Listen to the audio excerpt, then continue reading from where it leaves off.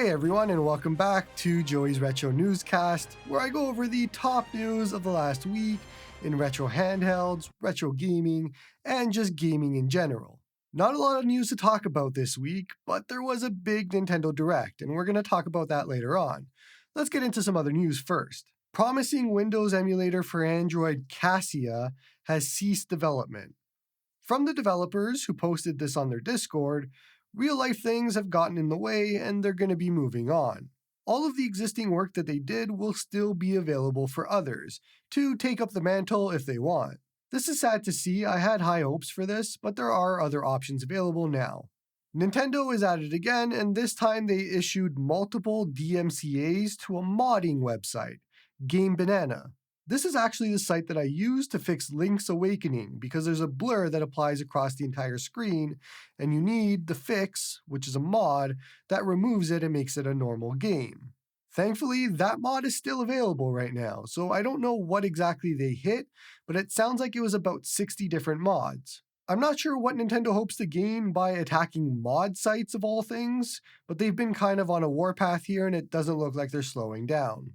A new update for Emulation Station for Android is out, and this one adds experimental support for running it as a home app, as well as adding a whole bunch of new systems. Personally, once again, I am still waiting for native Android app support to be implemented. I know that there's a third-party app that does it, and I'm just waiting for it to be baked into the actual app before I move everything over to Emulation Station. Last on the software news, an Anbernic has a new update out for the RG35XX family of devices, minus the SP.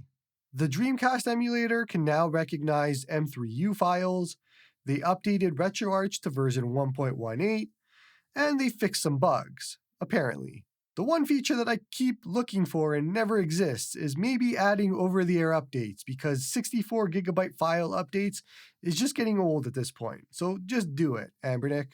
First up in device news now, and the Powkiddy V10 that we talked about last week that looks like an RG280V, got some news as far as Powkiddy has posted it on their website and let loose with some specs and things like that. So it's an RK3326 processor. It has a 3.5-inch 480 by 320 screen, which is a 3:2 aspect ratio, 1GB of RAM, and 3000 mAh battery. There's also apparently a few other colors that we didn't know about, and looks like there's about 5 of them to choose from as of right now. This is a monkey's paw situation for me because we've been asking and I've been asking for more 3x2 devices that are good. And this one comes and it doesn't have Wi-Fi for retro achievements, so it's instantly off my list. But for everybody else who doesn't care about retro achievements or Wi-Fi, seems like this might be a decent option at least. I just have to imagine that this is going to be on the lower end for pricing, but we'll see. Now, on the Anbernic side, they're in a bit of a pickle with the Anbernic RG Cube, because I don't know if you've seen this, but there have been a lot of reports coming out of people receiving their retail cubes and getting massive amounts of light bleed. Let's be clear on something. This is not a normal amount of light bleed. A lot of Anbernic devices, if you've pulled them up, or even Powkiddy and other devices, you likely have small amounts of light bleed. You can notice it, but that's within the margin of error. You're fine, it's normal. These pictures are not normal in any way, shape, or form. This is a manufacturing issue. Whether it's the thing with the screws as far as that goes, or I saw Gamma saying it might have to do with the adhesion of the actual screen. I don't know. It's not my job to know, but Anbernic sure should be fixing it. And they said that this wouldn't apply to retail units, which we are now seeing is a lie. So I'm not sure if maybe a first batch really did go out and they missed it or something else is happening here, but I would highly suggest that you maybe wait to see how this shakes out if you're interested in this. I talked about it before, but I am still waiting for mine from Go Game Geek because they are waiting for Anbernic to fix this. So it's a roundabout way of saying that by the time I get my unit in, it'll be the RG Cube 2. Now, I do have to say, for a $160 device, this is pretty much unacceptable. And the whole reason that this happened is because they rushed to beat the unicorn out to release. If you didn't have to do that, they likely would have put a little bit more effort into QA or QC. Maybe, I don't know, but I'm hoping that they would have, because how do you miss this? There's no way that you can miss this unless you're rushing things out. And so, like I said before, I haven't done my review. I don't have one, so I can't really tell you to buy one or not yet. But based off of all of this, I wouldn't buy one. So hopefully that helps you.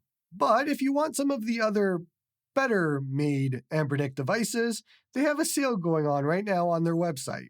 Looks like there's some price discounts right now, and then if you use a code 618 SALE, you get even more discounts off. I'm going to leave this in the description, and you can check it out if there's any device that you're interested in. But AliExpress is also having a sale, and usually they have better pricing than Ambernick Direct. But they also have other options. For example, I saw the Miu Mini Plus for $38 US, TrimUI Smart for $32, and they have that new black color, so you can grab that. 35XXH and Plus were in the 40s, and so on. There's a bunch of different options. I'll leave some links to some of those deals in the description again, but if you're Canadian, just be aware a lot of these just don't ship to us, so we don't get anything. I was trying to nab that black TrimUI Smart, and none of them would ship to Canada, so I gotta keep waiting, I guess. Or TrimUI if you're watching. Send me one, come on. Don't forget the codes and coupons if you're going to be buying anything. There's a few of them depending on what price that you're paying. If my videos have been helping you, consider supporting me on Patreon, or just give this video a like and a sub. You can also come join me on the Discord where we talk about all these retro handhelds and make fun of some other retro handhelds. Last on our news for today, and it was the biggest, and it was the Nintendo Direct that they showed off a whole bunch of games on. And it opened super strong with a Mario and Luigi game called Brothership, and it takes after the same Superstar Saga style. Now, for me, all you had to do was say Mario and Luigi, and I'm there either way.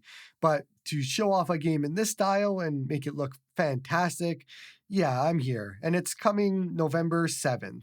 Fantasian Neo Dimension, which initially released on Apple Arcade a few years ago, is coming, and this is made by the Final Fantasy series creator and the longtime Final Fantasy series composer. This is right up my alley because it's just more RPG, and I'm here for that. And it is coming this winter.